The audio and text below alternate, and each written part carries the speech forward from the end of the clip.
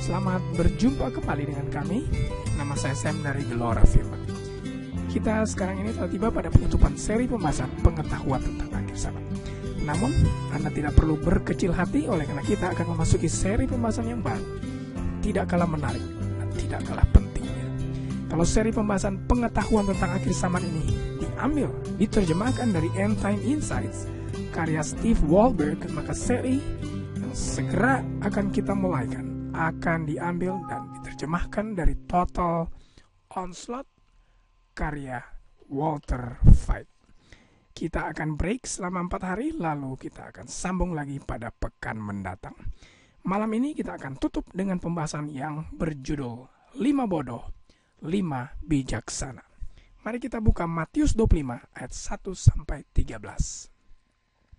Ini adalah perumpamaan yang Tuhan Yesus berikan perihal Yesus sebagai pengantin atau sebagai mempelai pria yang akan menjemput gerejanya atau umat-umatnya yang telah siap, yang diibaratkan sebagai pengantin atau mempelai wanita pada kedatangannya yang kedua kali nanti. Mari kita baca ayat per ayat. Ayat yang pertama, ayat 1. Pada waktu itu hal kerajaan sorga seumpama 10 gadis yang mengambil pelitanya dan pergi menyongsong mempelai laki-laki. Jadi pengantin atau mempelai laki-laki di sini adalah Yesus. 10 gadis adalah orang-orang Kristen yang menunggu kedatangannya. Pelita adalah lambang Alkitab yang dimiliki oleh orang-orang Kristen. Saudara bisa baca Mazmur 119 ayat 105 yang menyatakan bahwa pelita merupakan lambang daripada Alkitab. Jadi orang-orang Kristen dengan Alkitab mereka hendak bertemu dengan pengantin pria atau mempelai pria, atau sedang menunggu kedatangan Yesus Kristus. Kita baca ayat yang kedua. 5 diantaranya bodoh dan 5 bijaksana. Yesus sedang membagi gerejanya menjadi 2, yaitu pengikut-pengikutnya yang bodoh dan pengikut-pengikutnya yang bijaksana. Kita baca ayat 3 dan 4. Gadis-gadis yang bodoh itu membawa pelitanya, tetapi tidak membawa minyak. Sedangkan gadis-gadis yang bijaksana itu membawa pelitanya dan juga minyak dalam buli-buli mereka. Minyak di sini adalah lambang dari Roh Suci. Saudara bisa baca Sakaria 4 ayat 12, lalu baca artinya pada ayat yang ke-6. Jadi jelas sekali di sini sebelum kedatangan Yesus yang kedua, ada satu kelompok besar orang Kristen yang memiliki Alkitab dan menunggu kedatangannya, tetapi tidak memiliki minyak atau Roh Suci dalam kehidupan mereka. Mereka inilah yang disebut gadis-gadis yang bodoh. Kelompok yang lain memiliki minyak atau Roh Suci Allah dalam pikiran dan kehidupan mereka. Roh Suci bergerak dan hidup dalam hati mereka. Kedua kelompok ini diibaratkan sebagai gadis-gadis perawan atau orang-orang Kristen. Kelompok yang memiliki lampu atau memiliki Alkitab.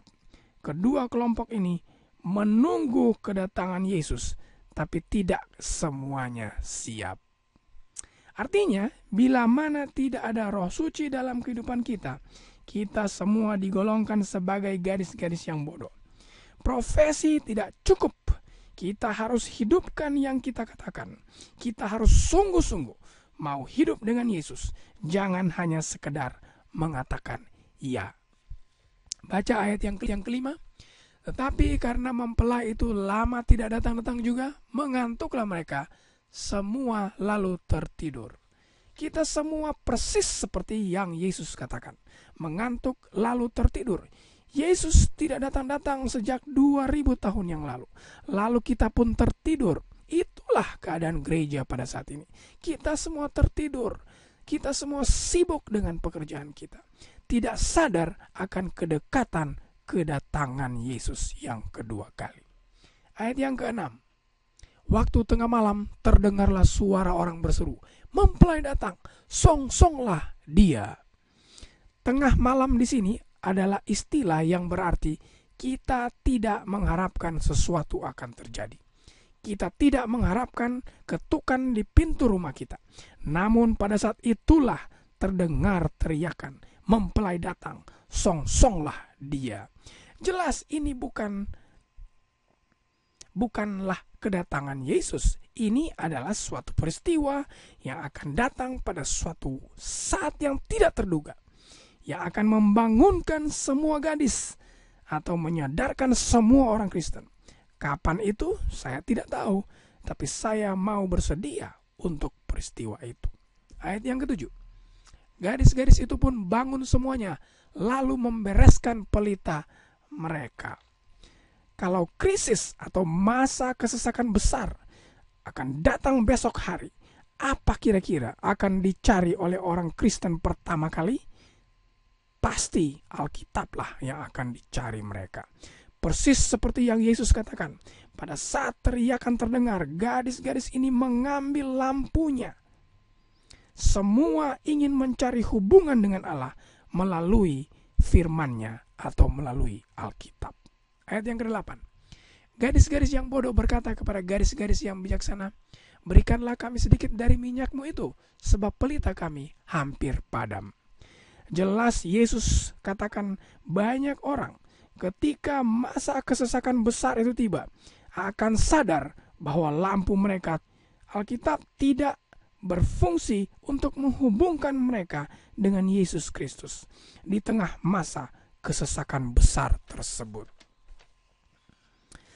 Sehingga pergilah mereka kepada gadis-gadis pintar untuk meminta bantuan. Mereka akan katakan Alkitab tidak dapat menghubungkan mereka dengan Allah.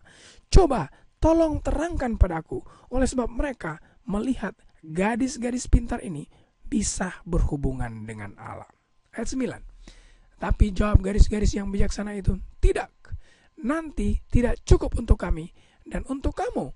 Lebih baik kamu pergi kepada penjual minyak dan beli di situ.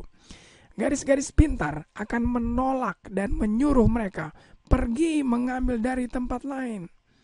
Jelas sekali ada yang harus kita garis bawahi di sini, yaitu kita harus memiliki sendiri pengalaman hidup dengan Allah. Oleh sebab kita tidak dapat mengembangkan karakter Allah pada saat krisis. Krisis tidak akan mengembangkan karakter kita, tapi hanya akan menunjukkan karakter kita. Ayat yang ke-10. Akan tetapi waktu mereka sedang pergi untuk membelinya, datanglah mempelai itu dan mereka yang telah siap sedia masuk bersama-sama dengan dia ke ruang perjamuan kawin, lalu pintu ditutup. Saudara perhatikan, hanya mereka yang siap sebelum krisis datang yang masuk bersama mempelai ke ruang perjamuan kawin atau yang masuk ke sorga. Pintu kasihan tertutup, artinya kesempatan untuk selamat telah tertutup bagi mereka yang tidak siap. Ayat 11 dan 12. Kemudian datang juga gadis-gadis yang lain itu datang dan berkata, Tuhan, Tuhan, bukakanlah kami pintu. Tetapi ia menjawab, aku berkata kepadamu, sesungguhnya aku tidak mengenal kamu. Ini adalah ayat yang paling menyedihkan. Orang-orang ini memanggil Tuhan, Tuhan, artinya mereka ini percaya pada Yesus, tapi hanya mengaku percaya saja, tapi tidak menghidupkannya, tidak memiliki pengalaman hidup dengan Yesus. Ini adalah penghakiman yang terakhir. Yesus pun berkata, aku tidak mengenal kamu. Ayat 13. Karena itu berjaga-jagalah, sebab kamu tidak tahu akan hari maupun akan saatnya.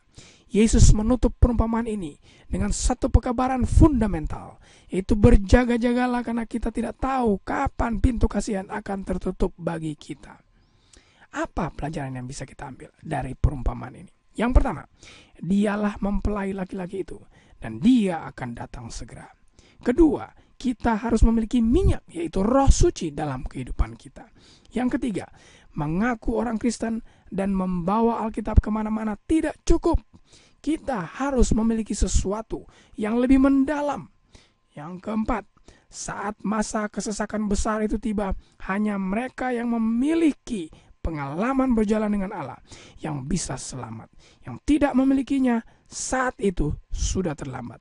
Mereka akan tertinggal dan pintu akan tertutup bagi mereka. Hanya mereka yang telah siap yang masuk bersama-sama Dia ke ruang perjamuan kawin. Sesuai dengan pembahasan kita dari malam ke malam, dari minggu ke minggu, dan dari bulan ke bulan baru, perkawinan itu akan terwujud segera.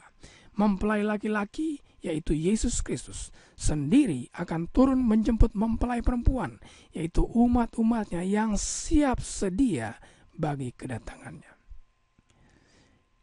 Bila mana saudara dan saya sudah mengatakan ya kepada Yesus, biarlah kita sungguh-sungguh dalam hati kita.